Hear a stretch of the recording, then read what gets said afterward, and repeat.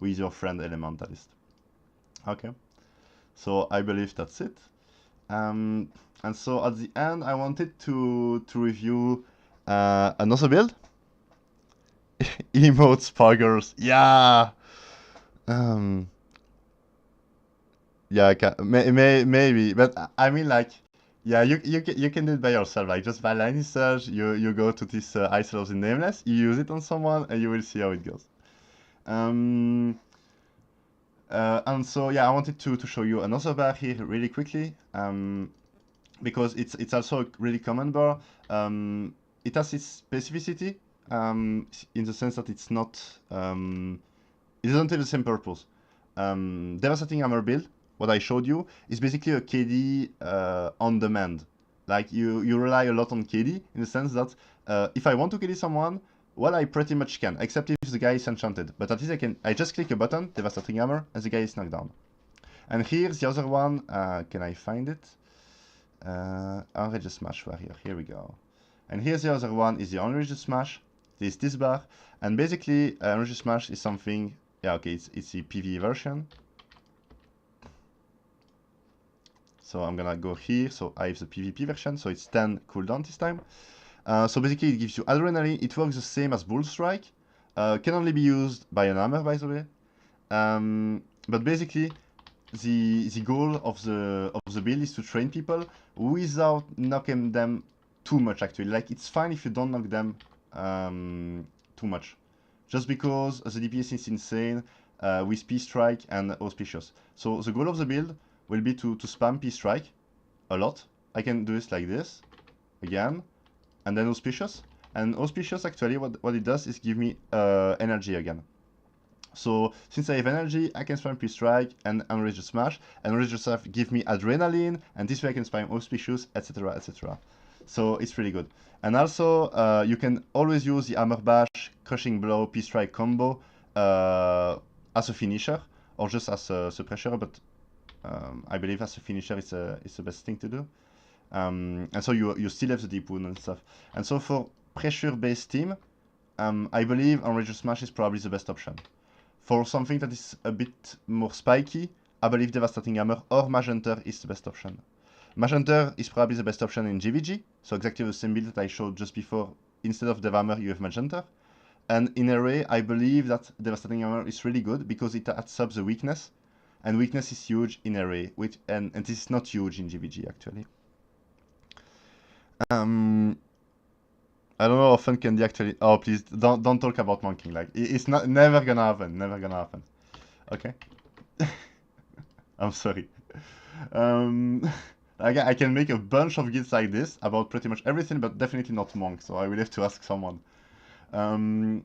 Okay. So basically, for this bar, instead of having +2 in strength and +1 in hammer, you will have +2 in hammer and +1 in strength. Same thing, vigor sup, 2 times +10 HP. Also variations, I said at the beginning of the stream, with the cognition time decrease. Bleeding and cripple, and weakness and blind. So this one, the key skills are only Smash, Auspicious Blow, P-Strike. This is a controversial topic, but actually, even if the guy has the enemy has AOS on him, I believe that it's fine to stay on the target. I believe that it's fine because you don't rely less on KD, and you did a lot of damage with P-Strike, Auspicious, and on Rage. So, like, I mean, it's better to be on the target without AOS, by the way. But still, if I would have less hesitation, basically, as a Dev Hammer. That's what I mean. Okay, you still have Deep Wound. Damage compression is huge again, and it happens often. It happens often because you can spam P-Strike, because you have a lot of energy, because you have a lot of adrenaline, basically. So that's it. Okay, so I believe that's pretty much all the topics I wanted to talk about. Maybe I wanted, I don't know, because it was a Devastating Hammer Warrior review and an Unregistered Smash Warrior review. Also, I maybe wanted to show some builds, other builds that are maybe fun. I don't know if it's really in the topic, but whatever. Didn't take too much time, I believe. Yeah, I've been streaming for 1 hour now, so 1 hour topic. That's pretty good time, I believe. So I believe this bar is really fun to play. So basically, this is I'm gonna use a seat here. In array, by the way, in GVG it's a bit different, but this bar is really fun to play. It's also something that's pretty similar to me to the devastating to an hammer wire, because it knockdowns, it puts deep wound, etc. It just played differently, but anyway, like it's pretty fun. So good bar in my opinion, fun to play. And so yeah, another bar is this one. So this one is the forceful blow. What does it do? It removes target full stance. It's extremely situational, since this bar is pretty much only played in triple melee GVG composition. It's not played with a two-front classic composition, basically. Yeah, and yeah, the rest of the bar is well, pretty classic, pretty standard. You don't have FP strike, but because you have I mean, energy management is already quite hard, I believe, since you have Iron Primal stuff.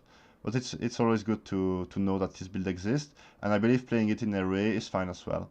Maybe not that fine though, because a lot of people use Protector's Defense right now, and this thing removes a stance, and Protector's Defense is not a stance actually, it's a skill. So yeah, I believe that's it. Well, we can still discuss a bit if you want to, like right now. I don't know if you thought it was good or anything. If you have a bunch of remarks, but criticism, like if you think it was shit, just say, oh, it's shit candy. But I want to know, so you can tell me now. I can already see how to P block Ross.